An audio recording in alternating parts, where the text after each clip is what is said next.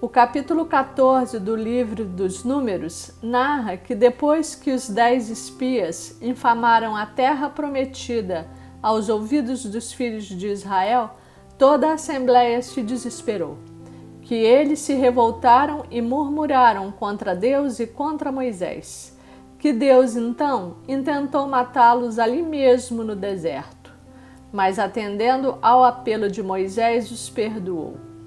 Porém jurou que aquela geração, a partir de 21 anos, e que murmurara contra ele, não entraria na terra prometida. Os 10 espias que levaram o povo a murmurar contra Deus, depreciando a terra prometida, morreram feridos de uma praga diante do Senhor. Versos 36 e 37. Mas ele poupou a Josué e Calebe, que tinham visto e atestado que a terra era boa, e se colocaram contra o falso veredito dos demais. Que quando Moisés contou esses fatos aos filhos de Israel, eles ficaram desolados e na manhã seguinte, levantando de madrugada, subiram um monte dizendo: Eis-nos aqui, e subiremos ao lugar que o Senhor tem prometido, porquanto havemos pecado. Moisés lhes disse: Isso não prosperará. Não subais, pois o Senhor não estará no meio de vós, para que não sejais feridos diante dos vossos inimigos. Porque os amalequitas e os cananeus ali estão diante de vós, e caireis à espada. Pois uma vez que vos desviastes do Senhor, o Senhor não será convosco. Contudo, temerariamente tentaram subir ao cimo do monte, mas a arca da aliança do Senhor e Moisés não se apartaram do meio do arraial. Então desceram os amalequitas e os cananeus que habitavam na montanha e os feriram, derrotando-os.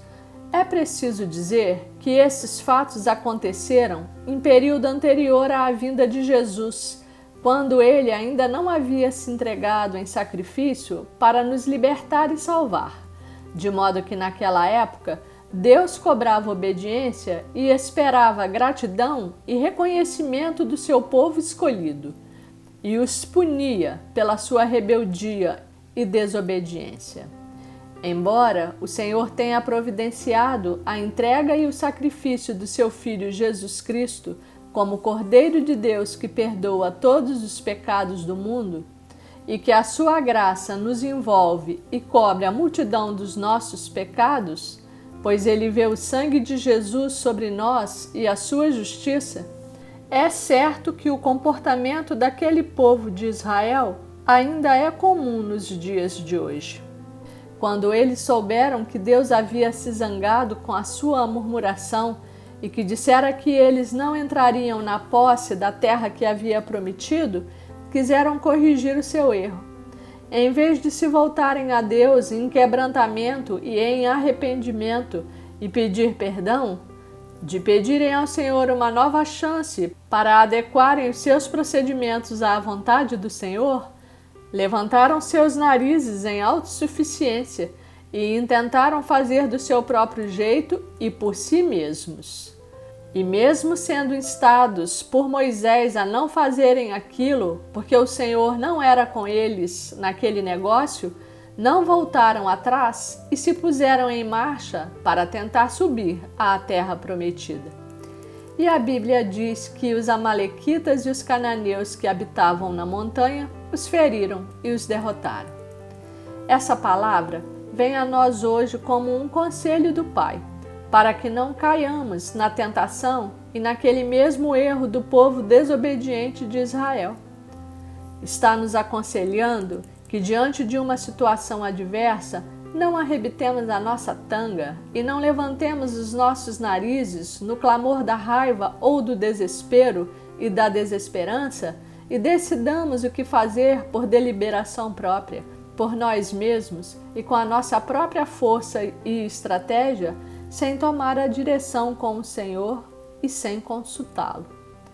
Quando agimos assim, sem tomar o seu conselho, o Senhor não estará conosco no negócio.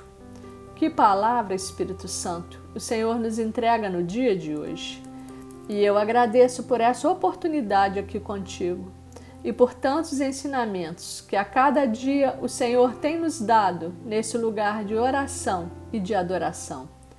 E clamamos pela sua presença, pela sua luz e pela sua orientação em todas as coisas, para não cairmos em dificuldade por termos agido precipitadamente e pela nossa própria cabeça. Livra-nos desse engano e de estarmos sozinhos, sem o seu auxílio, sem a sua aprovação e sem a sua proteção. Amém.